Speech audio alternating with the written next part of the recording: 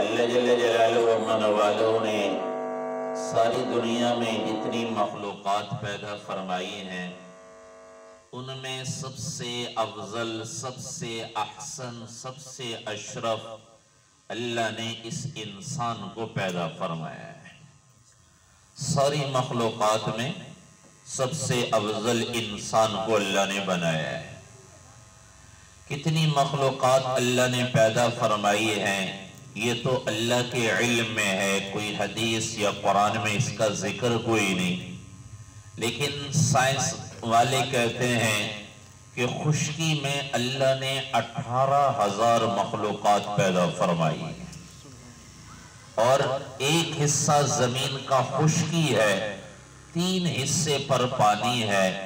اللہ تبارک و تعالیٰ نے سائنسدانوں یہ دنیا والے کہتے ہیں اللہ کے علم میں ہے کتنی مخلوقات، خشکی پر 18,000 مخلوقات اور پانی میں اللہ نے 35,000 مخلوقات پیدا فرمائی۔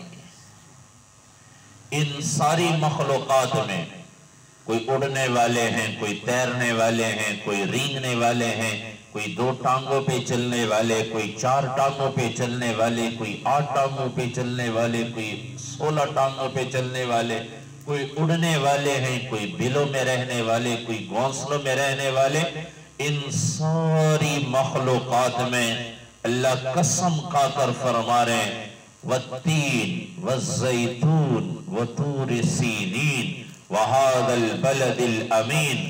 4 قسمیں کھانے کے بعد اللہ فرماتے ہیں لقد خلقنا الانسان فی احسن تقویم، ہم نے اس انسان کو، آدم کے بیٹے کو سب سے خوبصورت شکل میں پیدا فرمایا ہے۔ وَلَقَدْ كَرَّمْنَا بَنِي آدم، ہم نے آدم کے بیٹے انسان کو سب سے عزت عطا فرمائی۔ افضل، سب سے افضل اللہ نے ساری مخلوقات میں انسان کو بنایا، اور پھر انسانوں میں کچھ ہیں جو ایمان والے ہیں۔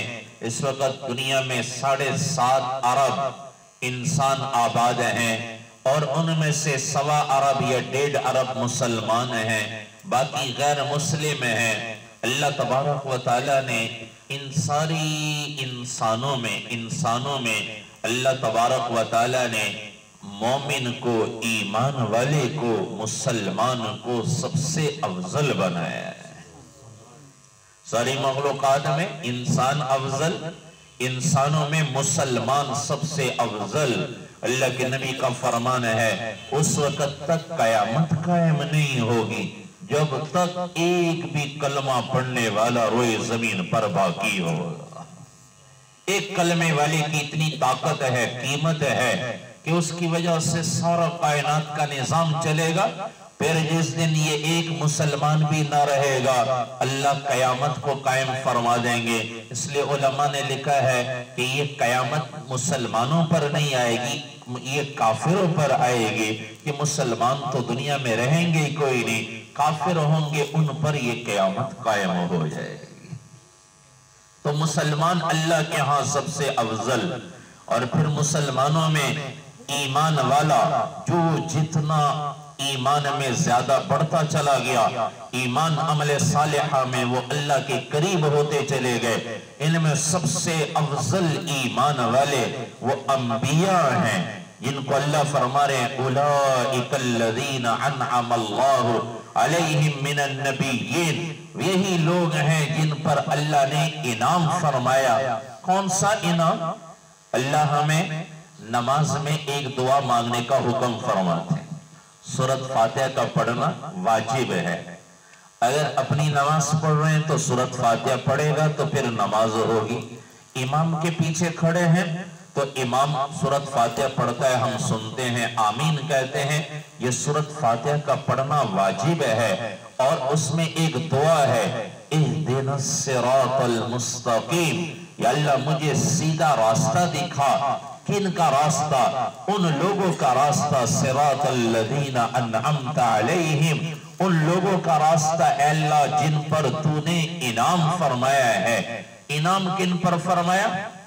ہم تو آج دنیا کی محنت ایسے ہوئی، اللہ رسول کو بھول گئے، قرآن حدیث سے ہم نے منہ پھیر لیا، ہم نے روزمرہ کی حالات حاضرہ اخبار پڑھنے کو، خبریں سننے کو فرض واجب کے درجے میں رکھ دیا، اور جو قرآن اور حدیث سچ اور حقیقت بتاتے ہیں ان کو ہم نے ایک طرف رکھ دیا، حالانکہ یہی حقیقت تھی کہ ان پر انعام، ہم سمجھتے ہیں جس کو دنیا مل جائے اس پر اللہ کا بڑا انعام ہے۔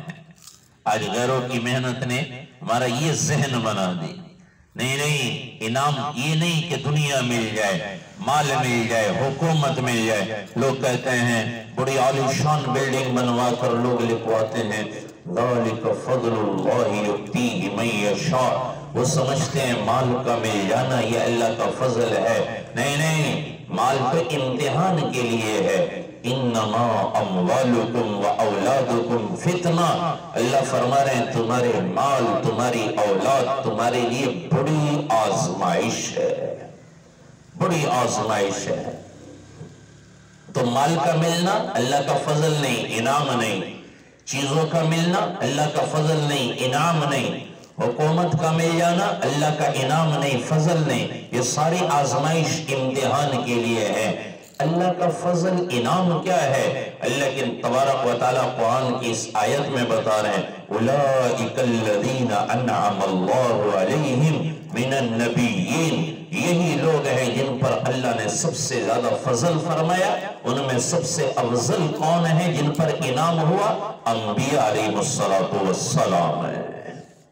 نبیوں پر اللہ فرما رہے سب سے زیادہ اللہ نے انعام فرمایا ہے، اور انبیاء کی زندگی میرے آپ کے سامنے ہے، سارے نبیوں کے سردار ہیں حضرت محمد صلی اللہ علیہ وسلم، اور ان کی یہ حالت ہے کہ پیٹ پر خندق کے موقع پر پتھر باندھے ہوئے تھے، گھر میں 3 دن تک کچھ کھانے کو نہیں ملتا تھا، تو ہم سمجھتے ہیں مال مل گیا تو اللہ کا انعام ہوا، اور جن پر اللہ نے انعام فرمایا ان کے پاس تو کھانے کے لیے بھی کچھ نہیں، تو انعام کیا ہے؟ اللہ کے نبی نے خود فرمایا من یرد اللہ بہ خیرا یفقہہ فی الدین، جس کو اللہ کے ساتھ، جس کے ساتھ اللہ بھلائی کا، خیر کا، انعام کا ارادہ فرماتے ہیں، اللہ اسے دین کی سمجھ عطا فرماتے ہیں۔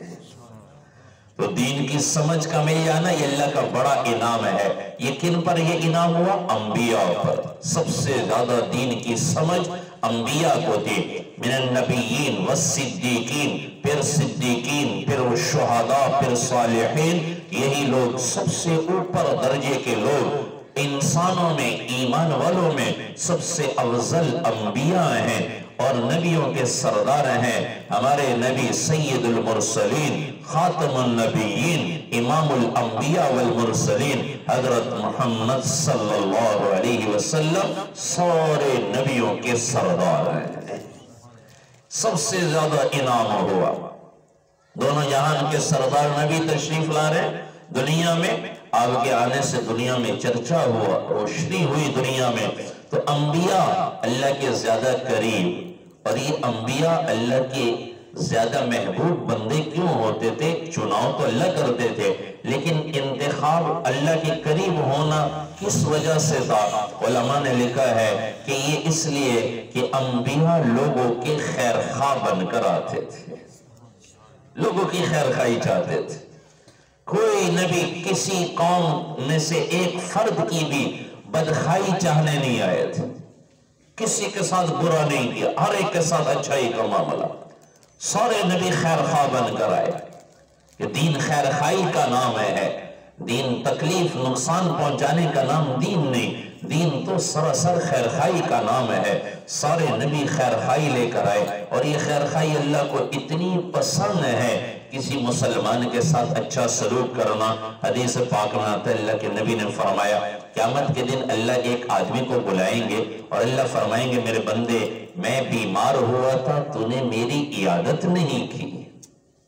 اللہ بندہ جائے گا کہ اللہ آپ تو بیماری سے پاک ہیں، وراء الورا ذات ہیں، اور آپ تو صحت بیماری دینے والے، آپ تو بیماری سے پاک۔ اللہ فرمائیں گے اما عبدی فلان مرض فلم تعدہ، میرے بندے میرا فلاں بندہ بیمار ہوا تھا، تو نے اس کی عیادت نہیں کی، اگر تو دنیا میں عیادت کر لیتا آج میرے پاس تجھے اس کا بدلہ ملتا۔ بیمار کی بیمار پرسی کرنا کتنا بڑا اجر ہے، خیر خواہی ہے، حالانکہ شفا تو اللہ دیتے ہیں، لیکن بیمار کی خیر خبر لینا، اس سے حوصلہ دینا۔ اللہ کے نبی نے بھی فرمایا بیمار کے پاس جاؤ تو پھر اس کو دعا دو، طہور لا بأس انشاءاللہ، یہ اللہ کے نبی نے اللہم اشفی انت الشافی لا شفاء الا شفاءک شفاء لا یغادر سقما، اللہم اشفی مرضانا و مرض المسلمین، اللہ کے نبی کی مختلف بیماروں کے متعلق دعائیں آئی ہیں، تو آدمی جا کر تسلی دیتا ہے۔ حدیث پاک میں آتا ہے جو صبح کو کسی بیمار کی عیادت کر لیتا ہے، شام تک 70,000 فرشتے اس کے لیے مغفرت کی دعا کرتے رہتے ہیں۔ خیر خواہی ہے، خیر خواہی پر 70,000 فرشتے مغفرت کی دعائیں کر رہے ہیں۔ تو اللہ فرمائیں گے ایک بندے سے، میرے بندے میں نے تجھ سے کھانا مانگا تو نے کھانا نہیں کھلایا، میں نے تجھ سے پانی مانگا پانی نہیں پلایا، بندہ کہے گا اللہ آپ تو وراء الورا ذات، کھانے پینے سے پاک ہیں۔ اللہ فرمائیں گے میرا فلاں بندہ بیمار ہوا تھا، تو اسے کھانا کھلا دیتا میرے پاس بدلہ ملتا، تو اسے پانی پلا دیتا میرے پاس بدلہ ملتا۔ تو بھائیو یہ خیر خواہی کرنا کتنا اللہ کو پسند ہے۔ لیکن نبی نے فرمایا قیامت کے دن جہنمی لوگ کھڑے ہوں گے صف بنا کے، جن کے لیے جہنم واجب ہو چکی ہوگی، جنتی لوگ ہوں گے، اللہ فرمائیں گے ان کے سامنے سے گزرو، ان کے سامنے سے۔ جب یہ گزریں گے تو جہنمی لوگوں میں سے ایک آدمی نکلے گا اور جنتی آدمی کا ہاتھ پکڑے گا اور کہے گا تو مجھے نہیں جانتا، وہ کہے گا تو کون ہے؟ کہے گا میں نے دنیا میں اللہ کی رضا کے لیے تجھے ایک گلاس پانی پلایا تھا، آج اللہ سے بدلہ لے کر دے، ایک گلاس پانی، خیر خواہی ہے۔ تو یہ اللہ کے نبی نے فرمایا جنتی آدمی اس کا ہاتھ پکڑے گا، جہنم واجب ہو چکی ہے، ہاتھ پکڑے گا اللہ کی بارگاہ میں لے کر جائے گا اور اللہ سے کہے گا اللہ دنیا میں اس نے تیری رضا کے لیے مجھے پانی پلایا تھا، آج تو اس کا بدلہ دلوا دے۔ اللہ فرمائیں گے جا میرے بندے اس سے بھی اپنے ساتھ جنت میں لے جا۔ تو یہ خیر خواہی اللہ کو اتنی محبوب ہے۔ انبیاء جو اللہ کو محبوب بنے اللہ کے ہاں وہ خیر خواہی کی وجہ سے، اتنی واقعات ہیں۔ سورۃ یاسین ہم روزانہ بعض لوگ پڑھتے ہیں، پڑھنی چاہیے صبح صبح سورۃ یاسین۔ اللہ کے نبی نے فرمایا جو صبح سورۃ یاسین پڑھتا ہے اللہ سارے دن کے کام اپنے ذمہ لے لیتے ہیں۔ سورۃ یاسین روزانہ صبح اٹھ کر بچوں کو بھی سکھائیں، گھر والوں کو بھی کہیں صبح اٹھ کر سورۃ یاسین پڑھا کریں۔ تو سورۃ یاسین میں حبیب نجار کا واقعہ آتا ہے۔ نجار کہتے تھے بڑائی کو، ترکان کو۔ تو حبیب نجار ترکان، کوئی اعلیٰ عہدہ نہیں، کوئی شعبہ نہیں اعلیٰ کہ انجینئر ہو ڈاکٹر ہو، معمولی آدمی ترکان جیسے ہمارے ہاں بھی معمولی درجے کا سمجھے جاتے ہیں۔ تو اس کا واقعہ اللہ نے قرآن کا دل سورۃ یاسین، قرآن کا دل سورۃ یاسین، اس میں واقعہ ذکر کر دیا۔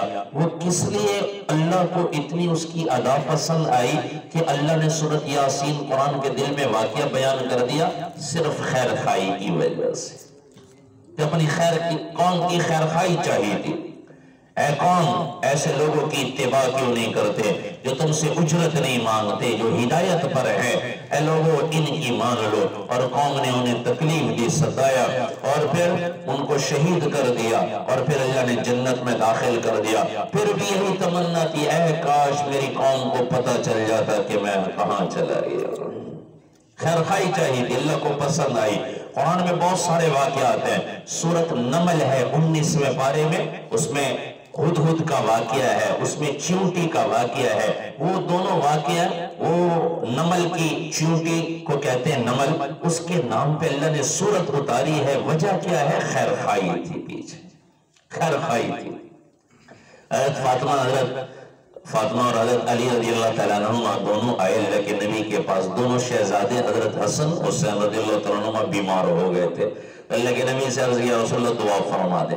اللہ کے نبی نے دعا بھی فرما دی اور اللہ کے نبی نے فرمایا کوئی نظر مان لو اللہ صحت دے دے، نظر مان لو۔ تو گھر میں کچھ تھا ہی نہیں کھانے کو، اتنی کوئی چیز نہیں تھی کہ یہ صدقہ کر دے، تو انہوں نے 3 روزوں کی نظر مان لی۔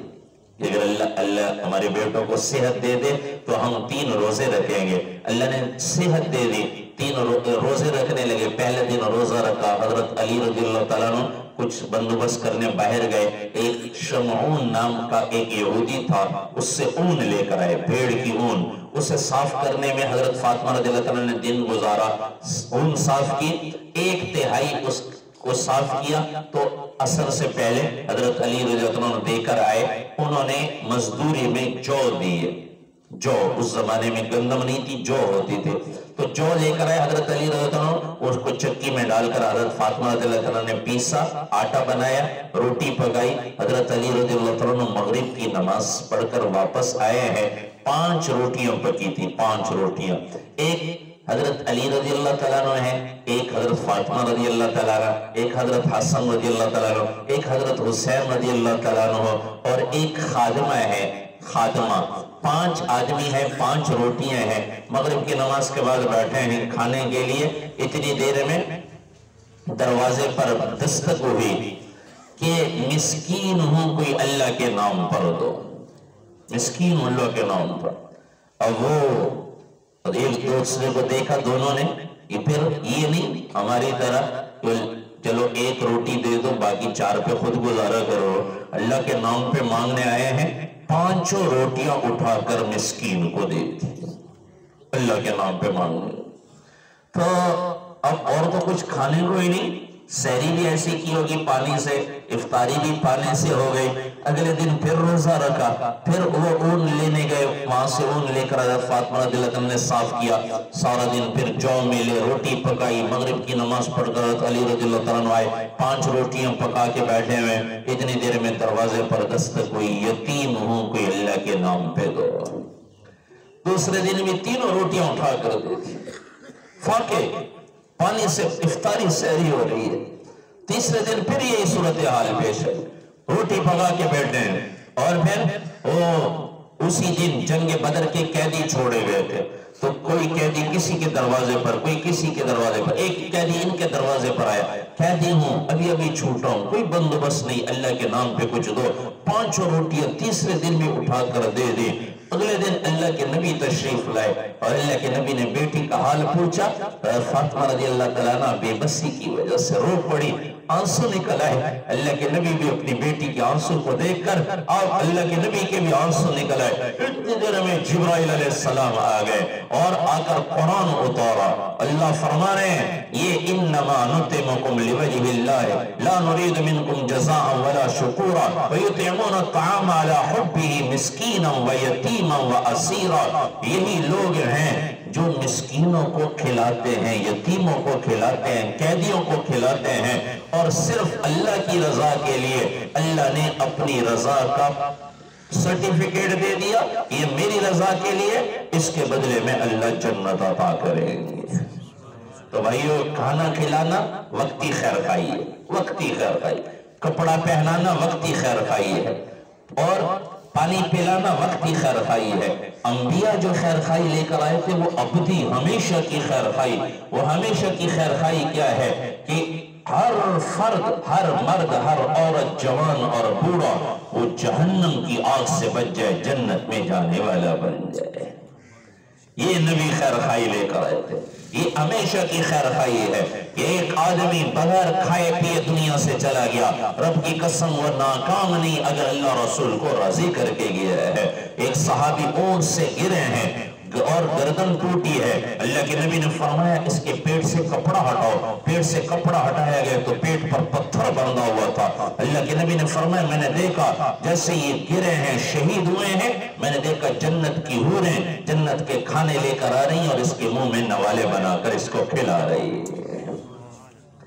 تو خالی پیٹ دنیا سے چلے جانا کوئی ذلت نہیں، کوئی ناکامی نہیں. اللہ رسول راضی ہیں تو یہ کامیاب ہیں. پہننے کے لیے کپڑا نہیں، لیکن اللہ رسول راضی ہیں، رب کی قسم عزت والا ہے، کامیاب ہے۔ یہ انبیاء خیر خواہی لے کر آئے تھے کہ جنت مل جائے۔ حضرت حمزہ رضی اللہ تعالیٰ عنہ کفن دینے لگے۔ کون ہے؟ سید الشہداء، سید الشہداء۔ اللہ کے نبی نے فرمایا یہ سارے شہیدوں کے سردار ہیں۔ حضرت حمزہ رضی اللہ تعالیٰ عنہ جب کفن دینے لگے، کپڑا اتنا تھا کہ سر کو چھپاتے تو پاؤں کھل جاتے، پاؤں کی طرف کرتے تو سر کھل جاتا۔ اللہ کے نبی نے فرمایا سر کو کپڑے سے چھپا دو، پاؤں کے اوپر پتے ڈال دو، اس پر پتے ڈال دو۔ تو یہ تو حال ہے کہ کپڑا ہی کوئی نہیں کفن دینے کے لیے، اور اللہ تبارک و تعالیٰ جبرائیل علیہ السلام کو بھیج رہے ہیں اور اللہ کے نبی سے عرض کر رہے ہیں، یا رسول اللہ، اللہ فرما رہے ہیں آپ تسلی رکھیں، ہم نے عرش کے اوپر لکھ دیا ہے الحمزۃ اسد اللہ و اسد رسولہ، حمزہ تو اللہ اور اس کے رسول کا شیر ہے۔ یہ انبیاء خیر خواہی لے کر آئے کہ جنت میں چلے جائے، جہنم سے بچ جائے۔ قرآن ہمیں یہی بتاتا ہے فَمَنْ زُحْزِحَ عَنِ النَّارِ وَأُدْخِلَ الْجَنَّةَ فَقَدْ فَازَ، جو جہنم سے بچا لیا گیا، جو جنت میں داخل کر دیا گیا، یہی کامیاب ہو گیا۔ قرآن نے کئی نہیں کہا جسے مال مل گیا وہ کامیاب، جسے جائیدادیں مل گئی وہ کامیاب، یہ کوئی منع نہیں ہے۔ اللہ نے دی ہے تو اللہ کو راضی کریں، نہیں دی تو صبر کریں، لیکن قرآن کامیابی کو جو بتاتا ہے، قرآن یہی کہتا ہے جو جہنم سے بچ گیا، جو جنت میں چلا گیا، لِيُدْخِلَ الْمُؤْمِنِينَ وَالْمُؤْمِنَاتِ جَنَّاتٍ تَجْرِي مِن تَحْتِهَا الْأَنْهَارُ خالدین فیہا ویکفر عنہم سیئاتہم وکان ذالک عند اللہ فوزا عظیما۔ جو مومن مرد مومن عورتیں جنت میں داخل ہوں گے، اللہ ان سے ان کے اور ہمیشہ رہیں گے، اور اللہ ان سے ان کے گناہوں کو بھی ختم کر دے گا۔ اللہ کے نزدیک یہ سب سے بڑی کامیابی ہے۔ وَرِضْوَانٌ مِّنَ اللَّهِ أَكْبَرُ، اللہ کا راضی ہو جانا سب سے بڑی کامیابی ہے۔ تو بھائیو، انبیاء جو لوگوں کی خیر خواہی چاہتے تھے، اور خاص طور پر میرے اور آپ کے نبی سرکار دو عالم خاتم النبیین سید المرسلین صلی اللہ علیہ وسلم لوگوں کی خیر خواہی لے کر آئے تھے، خیر خواہی چاہتے تھے، پتھر کھا رہے، خیر خواہی چاہ رہے، لوگوں کی مار برداشت کر رہے، خیر خواہی چاہ رہے، اپنے کام سے نہیں رک رہے۔ کام کیا تھا کہ لوگوں کو جہنم سے بچانا، جنت کی طرف لے کر آنا۔ اللہ کے نبی صلی اللہ تبارک و تعالیٰ علیہ وسلم جو سب سے اعلیٰ ہیں، سب سے عرفہ ہیں، ان کو اللہ نے سب سے اعلیٰ اور سب سے اعلیٰ خاندان عطا فرمایا، زندگی عطا فرمائی، تو سب سے اعلیٰ دونوں جہان کے سردار نبی ہیں، جن کے ہاتھ میں جنت کی چابی ہے، جن کے ہاتھ میں کوثر کا جام ہے، اور جن کے بغیر جنت میں کوئی داخل نہیں ہو سکتا۔ ان الجنت حرمت علی الانبیاء حتی ادخلها، اللہ کے نبی نے فرمایا سارے نبیوں پر جنت حرام ہے جب تک میں اللہ کا نبی جنت میں نہ داخل ہو جاؤں۔ جنت کا دروازہ بند، اللہ کے نبی نے فرمایا میرے لیے براق سواری لائی جائے گی، میں سوار ہو کر جنت کے دروازے پہ پہنچوں گا، اور دروازے پہ پہنچ کے میں دستک دوں گا، اندر سے آواز آئے گی، کون؟ میں کہوں گا انا محمد رسول اللہ، میں اللہ کا رسول حضرت محمد صلی اللہ علیہ وسلم۔ کون ہے؟ حضرت محمد صلی اللہ علیہ وسلم بن عبداللہ بن عبد المطلب بن ہاشم بن عبد مناف بن قصی بن کلاب بن مرہ بن کعب بن لوئی بن غالب بن فہر بن مالک بن نظر بن کنانہ بن خزیمہ بن مدرکہ بن الیاس بن مزر بن نظار بن معد بن عدنان بن عود بن حمیسہ بن سلامان بن عود بن عود بن قمبال بن عبی بن عوام بن ناشد بن حساب بن بلداس بن یدلاف بن طابق بن جاحم بن ناحش بن ماخی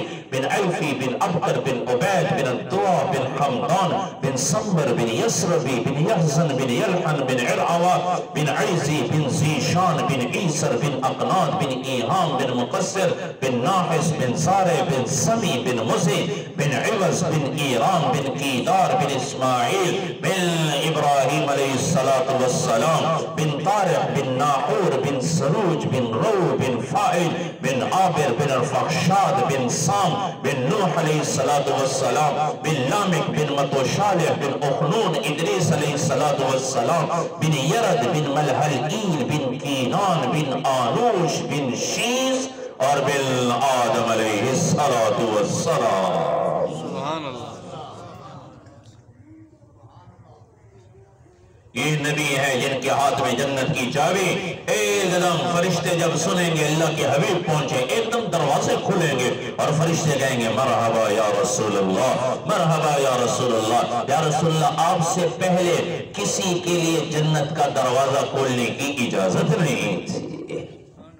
جس نبی کے ہاتھ سے جنت کا افتتاح ہوگا، وہ دونوں جہان کے سردار نبی لوگوں کی خیرخائی کے پیچھے مارے مارے پھرتے تھے۔ اللہ نے فرمایا فَلَعَلَّكَ بَاخِعٌ نَفْسَكَ عَلَىٰ آثَارِهِمْ إِن لَّمْ يُؤْمِنُوا بِهَٰذَا الْحَدِيثِ أَسَفًا۔ آج تو ہمارے بزرگ والدین وغیرہ جب بوڑھے ہو جاتے ہیں تو بعض جو فرمان بردار اولاد، جب والد زیادہ بوڑھا ہو جاتے ہیں تو بیٹے کہتے ہیں ابا جان اب آپ آرام کریں، اب ہم کمائیں گے، آپ آرام کریں۔ اور دونوں جہان کے سردار نبی ہیں، ان کو کون تسلی دے رہے؟ ان کو اللہ فرما رہے فَلَعَلَّكَ بَاخِعٌ نَفْسَكَ عَلَىٰ آثَارِهِمْ إِن لَّمْ يُؤْمِنُوا بِهَٰذَا الْحَدِيثِ أَسَفًا۔ میرے محبوب، آپ کیا اپنے آپ کو ہلاکت میں ڈال دیں گے اگر یہ لوگ ایمان نہیں لاتے؟ ہمارے نبی خیرخواہ بن کر آئے تھے، ایک ایک کے خیرخواہی، ایک ایک کے پیچھے مارے مارے پھرنا یہ نبی کا کام تھا۔ نبی سب سے زیادہ عزت والے، اور یہی تبلیغ کی محنت ہے جو آج پوری دنیا میں یہ جماعتیں جا رہی ہیں۔ یہ تبلیغ کی محنت اسی کی محنت ہے، نبی کے بعد نبی کے کام کو کرنا یہ ختم نبوت کا کام ہے کہ دونوں جہان کے سردار نبی کا یہی کام تھا۔ لوگوں کی خیرخواہی کے پیچھے مارے مارے پھرتے تھے، کوئی پاگل کہتا تھا، کوئی دیوانہ کہتا تھا، کوئی مجنون کہتا تھا، کوئی شاعر کہتا تھا، کوئی کاہن کہتا تھا، کوئی پتھر مارتا تھا، کوئی کسی نے گھر سے بے گھر کیا، کسی نے چچا کو شہید کیا، کسی نے بیٹی کو شہید کیا، اور کسی نے آپ کو دندان مبارک شہید کیے۔ لیکن یہ ساری تکلیفوں کے باوجود بھی دونوں جہان کے سردار نبی کی زبان پر ایک ہی لفظ ہوتا تھا، یا اللہ یہ مجھے نہیں جانتے، تو ان کو ہدایت عطا فرما۔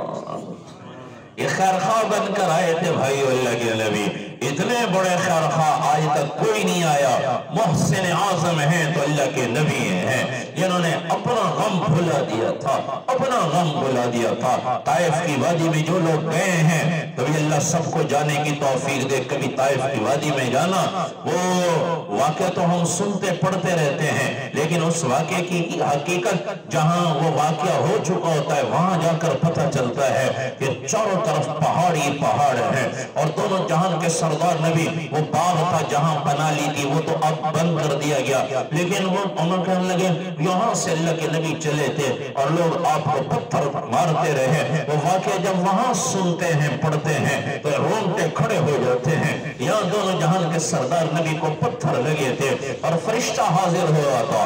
اللہ کے نبی نے فرمایا دو موقع پر آسمان کے فرشتے روئے ہیں، ایک اس وقت جب حضرت ابراہیم علیہ السلام نے حضرت اسماعیل علیہ السلام کو مینا کی وادی میں جہاں کوئی نہیں ہے وہاں مینا کی وادی میں لٹایا ہوا ہے، اور حضرت اسماعیل علیہ السلام کا منہ زمین کی طرف، اور حضرت ابراہیم علیہ السلام نے آپ کو سر سے پکڑا اور ہاتھ میں چھری ہے، ایک ہاتھ سے سر پکڑا ہوا ہے، گردن پہ چھری رکھی ہے اور آسمان کی طرف نگاہ اٹھائی ہے اور کہنے لگے اے اللہ تو مجھ سے ناراض ہو گیا تھا کہ اسماعیل کے ذبح ہونے کا تو حکم دے رہا ہے، اے اللہ اگر تو اسی سے راضی ہوتا ہے تو میں بھی تجھ سے راضی ہوں۔ یہ کہہ کر چھری پھیرنی شروع کی۔ اللہ کے نبی نے فرمایا اس منظر کو دیکھ کر آسمان کے فرشتے بھی رو دیے، فرشتے رو گئے تھے۔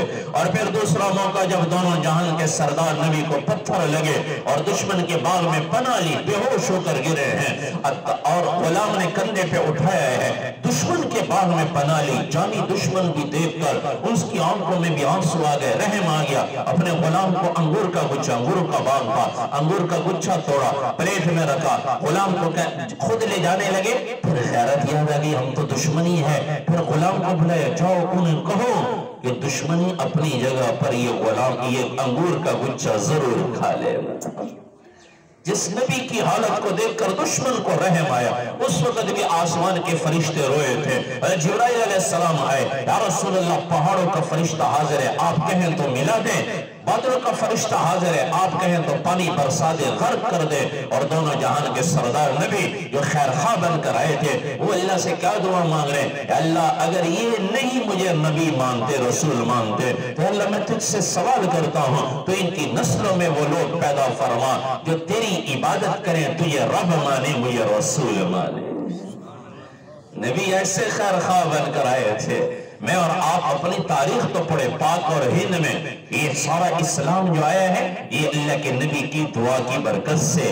یہ محمد بن قاسم اسی قبیلہ سے آئے تھے، قبیلے سے جس قبیلے کے باپ دادا نے بڑوں نے نبی کو پتھر مارے تھے، لیکن اللہ کے نبی نے دعا کی تھی اللہ ان کی نسلوں میں ایسے لوگ پیدا فرما۔ اسی قبیلے سے محمد بن قاسم نکلے، یہ یہاں ملتان تک آئے، اور یہ سارا پاک اور ہند کا اسلام محمد بن قاسم کے کھاتے میں، اور محمد بن قاسم ہمارے نبی کی دعاؤں کا نتیجہ تھے۔ اگر ہمارے نبی کہہ جائے ہاں ہلاک کر دو تو پتہ نہیں ہم بھی کسی مندر کی گھنٹیاں بجا رہے ہوتے، کیا مسلمان ہوتے، کوئی کسی گردوارے میں بیٹھا ہوتا تھا، کوئی کسی چرچ میں، لیکن یہ تو اللہ کے نبی نے احسان کیا، خیر خواہ بن کر آئے تھے، دونوں جہان کے سردار نبی۔ ایک ہی غم تھا، ایک ہی فکر تھی، 40 سال کی عمر میں نبوت کا اعلان کرنے کا حکم ملا۔ نبوت تو پہلے مل چکی تھی، اللہ کے نبی نے سے پوچھا گیا متا وجہت لک النبوۃ، یا رسول اللہ آپ کو نبوت کب ملی؟ اللہ کے نبی نے فرمایا کنت نبیا وآدم بین الماء والطین، میں اس وقت بھی اللہ کا نبی تھا جب حضرت آدم علیہ السلام گارے اور مٹی کے درمیان تھے۔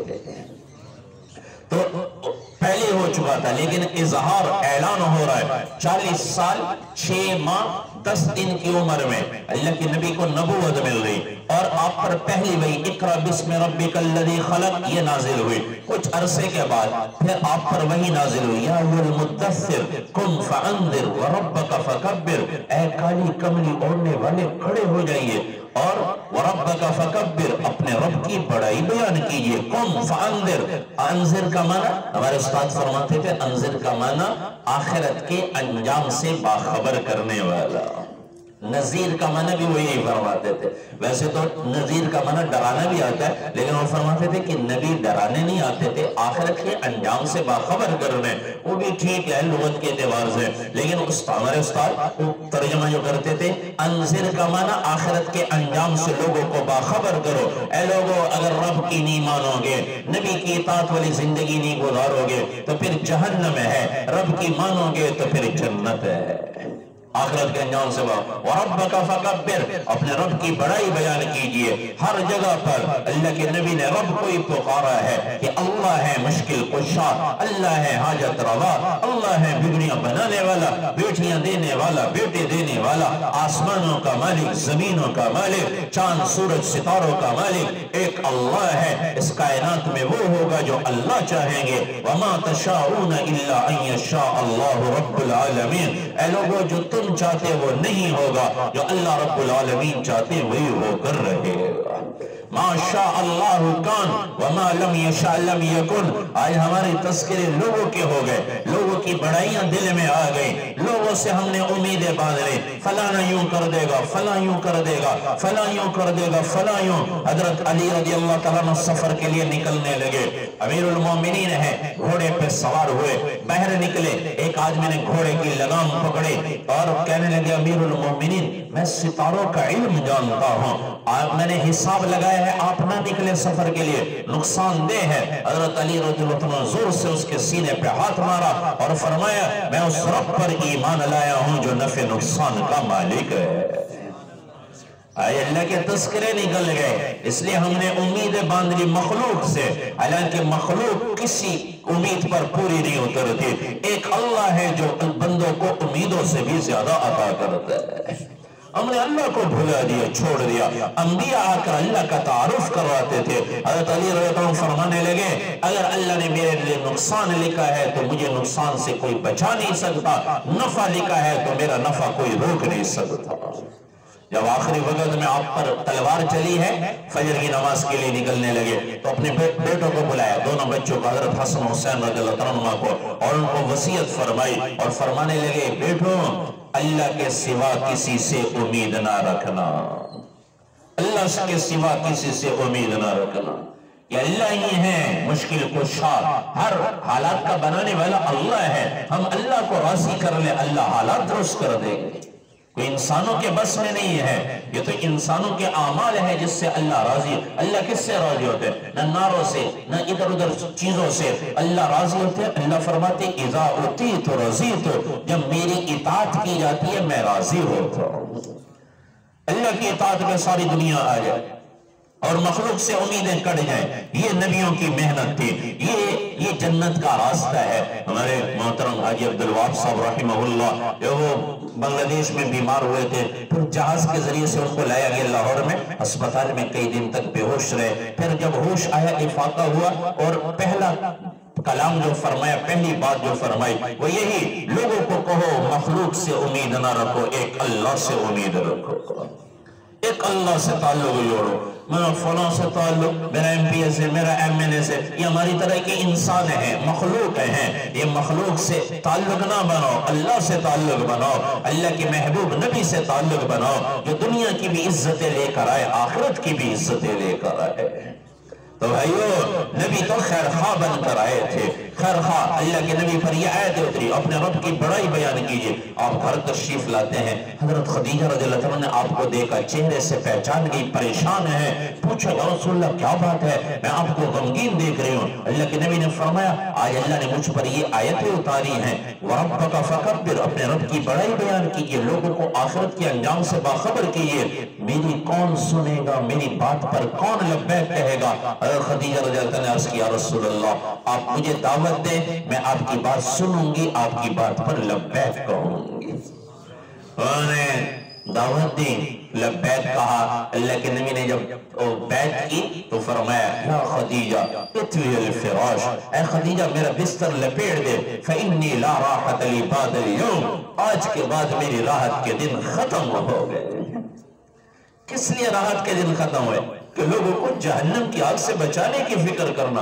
اتنے اللہ کے نبی لوگوں کے پیچھے مارے پھرے ہیں، یہی کام ہے ہمارا. وحشی اللہ کے نبی کے چچا کو شہید کرنے والے، اور اللہ کے نبی کے اس وقت دور دور تک رونے کی آواز آ رہی تھی. لیکن جب وحشی مکہ فتح ہوا، طائف چلا گیا، اللہ کے نبی نے ایک آدمی کو جہنم کی آگ سے، کون ہے جو چچا کا قاتل ہے، جس نے سب سے بڑا دکھ پہنچایا ہے، اللہ کے نبی اسے بھی جہنم کی آگ سے بچانے کی فکر کر رہے ہیں. کس کو جہنم کی آگ؟ اور اگر وحشی کو کہا، وفد بھیجا، آدمی بھیجا، کوئی ٹیلی فون نہیں، کوئی جہاز نہیں، کوئی تیز سواری نہیں، اونٹنی کا سفر، اونٹ پہ سفر ہوتا تھا، اور وہ مکے سے کوئی 80-90 میل کے فاصلے پر ہے طائف، وہاں بھیجا آدمی کو، جاؤ اسے کہو کلمہ پڑھ لے، کلمہ پڑھ لے، تو جہنم سے بچ جائے گا، جنت میں جانے والا بن جائے گا. ایسا خیر خواہ کوئی نہیں آیا، ایسا خیر خواہ جو لوگوں کو جہنم کی آگ سے بچانے کے بغیر. ہسپتال بنا دو، سڑکیں بنوا دو، فلاں بنوا دو. انہی ہسپتالوں میں، انہی سڑکوں پر کوئی بغیر ایمان کے چلا گیا، وہ کہاں جائے گا؟ ہاں، اگر وہ اللہ کے ساتھ تعلق بن گیا، اللہ رسول کو راضی کرنے والا بن گیا، جنت میں چلا گیا. رب کی قسم، چاہے سڑکیں نہ ہوں، ہسپتال نہ ہوں، جنت میں چلا گیا، دنیا اور آخرت کی عزتیں مل گئی. وحشی کو بچانے کے لیے جہنم سے، وحشی کہنے لگا، تو کہتا ہے اللہ کے نبی سے، اور تم ان کو کہو، آپ کہتے ہو کہ تیرا رب کہتا ہے کہ جو قتل کرے گا، زنا کرے گا، فقد یلقا عثاما، اسے میں جہنم میں ڈالوں گا، یضاعف له العذاب یوم القیامت ویخلد فیہ مہانا، اس پر عذاب دگنا بڑھاتا چلا جاؤں گا، اور وہ ہمیشہ اس میں رہے گا. تو میں نے تو قتل بھی کیا، زنا بھی کیا، یہ سب کام میں نے کیے ہیں، تو میں کیسے کلمہ پڑھ لوں، میں کیسے کلمہ پڑھ لوں؟ اور اللہ کے نبی کے پاس یہ وہ آدمی واپس آیا تو اللہ کے نبی نے یہ نہیں کہا اچھا نہیں پڑھتا تو نہ پڑھے یہ تو جہنم میں، نہیں، اللہ کے نبی نے پھر بھیجا، جاؤ اسے کہو اللہ فرما رہے الا من تاب وآمن وعمل عملا صالحا، 3 کام کر لے. پہلا کام توبہ کر لے، دوسرا ایمان لیا، تیسرا عمل صالح کر لے. اللہ فرما رہے فاولئک یبدل اللہ سیئاتہم حسنات، اللہ گناہوں کو نیکیوں میں بدل دے گا. گناہ کو نیکیوں. پھر آدمی وفد دوبارہ گیا، پھر ویشی کہنے لگا آذا شرط شدید، یہ بڑی سخت شرطیں ہیں، کہ توبہ، ایمان، عمل صالحہ بڑی سخت شرطیں، کوئی اور کام بتاؤ، کوئی اور راستہ بتاؤ۔ پھر وہ واپس اللہ کے نبی کے پاس، اور اللہ کے نبی تو وہ ہستی تھی جو نا امید ہی نہیں ہوتی تھی۔ ہم تو کسی کو سمجھائیں ایک مرتبہ، دو مرتبہ، اور خاص طور پر ایسے جو ہمارا دشمن ہو، ہم تو سلام تک نہیں کرتے بلکہ ان پر ہمیشہ بددعائیں کرتے ہیں۔ اور دونوں جان کے سردار نبی خیر خواہ بن کر آئے تھے، دشمن کو بھی جہنم کی آگ سے بچانے کی فکر فرما رہے ہیں۔ تو پھر وحشی کے پاس تیسری مرتبہ آدمی بھیجا، اللہ نے آیت اتاری، ان اللہ لا یغفر ان یشرک بہ ویغفر ما دون ذلک لمن یشاء۔ وحشی کو کہو اللہ فرماتے ہیں شرک نہ کر، شرک نہ کر، اس کے علاوہ جس کو چاہوں گا معاف کر دوں گا، شرک کو معاف نہیں کروں گا۔ تو وحشی کے پاس جب آدمی گیا، وفد گیا، وہ کہنے لگا تیرا رب کہتا ہے شرک کو کے علاوہ جس کو چاہوں گا معاف کر دوں گا، اگر مجھے نہ معاف کیا تو پھر مجھے نہ معاف کیا تو پھر تیسری مرتبہ آدمی، چوتھی مرتبہ پھر اللہ کے نبی نے بھیجا، چوتھی مرتبہ پھر وحشی کو کہو قل یا عبادی الذین اسرفوا علی انفسہم لا تقنطوا من رحمت اللہ۔ اللہ فرما رہے میرے ان بندوں کو جنہوں نے جانوں پر ظلم کیا ہے، انہیں کہو میری رحمت سے نا امید نہ ہونا۔ جتنے مرضی گناہ کی، اللہ کی رحمت سے کبھی نا امید نہ ہونا۔ کبھی یہ نہ کہنا کہ میری تو مغفرت ہی نہیں ہوگی، میں نے بڑے گناہ کیے، نہیں، توبہ کرو۔ سب سے امید والی آیات ہے، اللہ فرما رہے ہیں کبھی میری رحمت سے نا امید نہ ہونا۔ علماء نے لکھا ہے اللہ کی رحمت سے نا امیدی یہ کفر ہے، کہ کوئی اللہ کی رحمت سے میں تو گناہ ہی معاف نہیں ہوں گے، نہیں، اللہ معاف کرنے والا ہے۔ وحشی کہنے لگا یہ ٹھیک ہے، چہرہ چھپا کر اللہ کے نبی کے سامنے آئے، چہرے سے کپڑا ہٹایا، چہرہ اس لیے چھپایا کہ لوگوں کو قتل کا حکم تھا، کہیں کوئی دیکھ کے قتل نہ کر دے۔ اللہ کے نبی کے سامنے کھڑا ہو کر کہنے لگا اشہد ان لا الہ الا اللہ وانک رسول اللہ، کلمہ پڑھا، صحابہ نے تلواریں نکالی، اللہ کے نبی نے فرمایا پیچھے ہٹو، پیچھے ہٹو، ایک آدمی کا مسلمان ہو جانا 1000 کافروں کو مارنے سے مجھے زیادہ محبوب ہے۔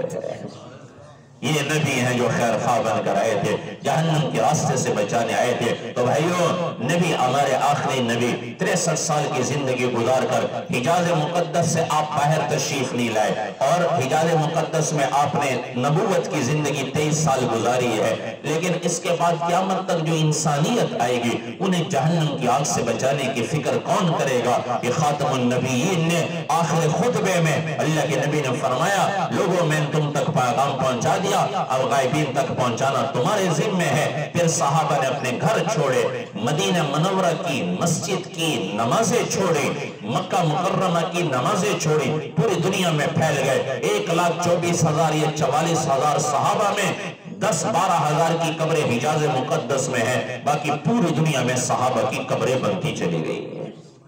کس لیے دنیا میں گئے؟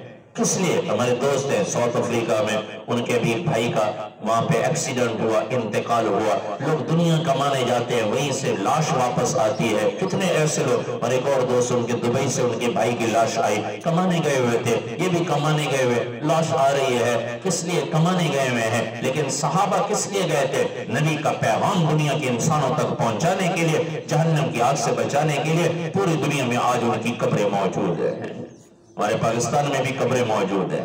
تو بھائیو، یہ خیر خواہی کی جو کام تھا یہ نبی کے بعد میرے آپ کے ذمہ ہے، یہ تبلیغ کی محنت اسی کی محنت ہے۔ ہم بھی خیر خواہ بنے، لوگوں کے خیر خواہ بنے، برے سے نفرت کرنا، برے کام کرنے والے سے نفرت کرنا یہ انسانی فطرت ہے، فطرت ہے۔ آدمی چاہے خود گناہگار ہو لیکن برے کو برا ہی کہتا ہے، وہ بھی کہ یہ بڑا برا آدمی ہے، بڑا برا آدمی ہے، یہ حالانکہ خود بھی گناہگار ہوتا ہے لیکن پھر بھی برے کو برا کہتا ہے، کیونکہ انسانی فطرت ہے۔ لیکن برے سے محبت کر کے اسے نیکی کا عادی بنانا یہ نبی کی سنت ہے، نبی کی سنت ہے۔